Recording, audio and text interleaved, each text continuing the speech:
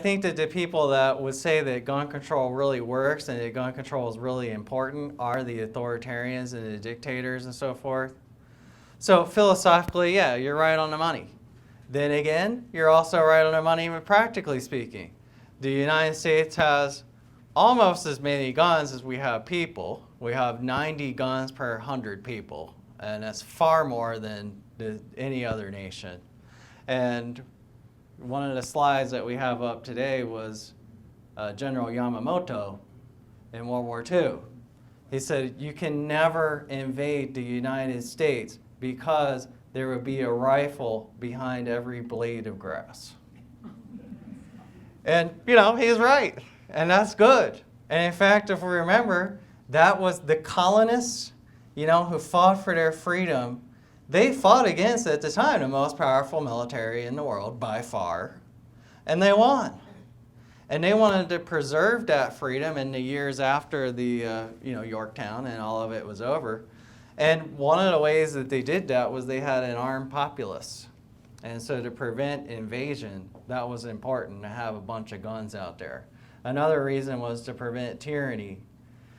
So, you know, the philosophy is correct, the ideas are correct. I leave it to you, though, to decide if the battlefield is fundamentally changed now with airplanes and just air in general.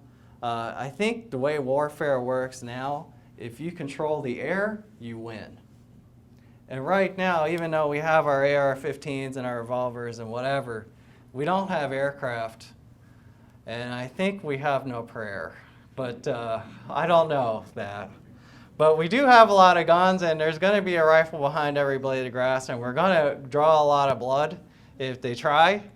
So I think the principle still stands as it used to. Don't shoot anybody ever. That's right. Thank you, Andrew.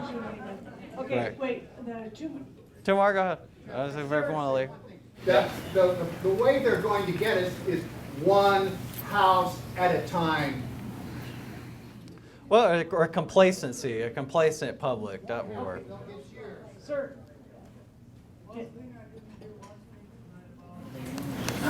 How could all these dead people, whether they're Wisconsin or Texas or whatever, we didn't hear a thing about how that could have been prevented, or could have been prevented, or will it ever be prevented, or will there be more? Because nobody seems to talk about them. They only want to talk about their own gun, their own life.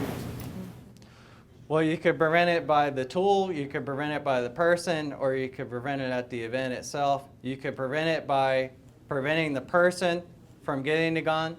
You could prevent the guns from being in circulation at all. Or you could prevent it at the event if there was a bunch of people with guns and then we could shoot him, before he's done. I think that's the real solution. Just one last question with this gentleman. He's been very patient, and then we're going to end. Okay. Hi, Jeff. Hi. This is actually not a question, but it's not clear from the conversation that people really understand what it means when you talk about what the government knows about us. And I don't know if everyone's aware of this, but there was an event recently where a young woman in high school received some Target advertising material from your Target store, and they wanted to sell her Pampers and a crib. And imagine how you would feel if that was your daughter. The father was outraged, so he went down to the Target store to read the riot act to the manager. Well, it turned out, of course, his daughter was pregnant. Right. And Target, that little corporation, so small compared to the federal government, can tell with 90% confidence when a woman who buys things at their store is pregnant. They look at, you change the lotion you buy, you get different vitamins. Nobody monitors this actively. The software takes care of it, and the ad goes out. So when Jeff says that the government knows who you are, what you're doing, it's at a scale that's incomprehensible. Every email you've ever written or sent, they got it.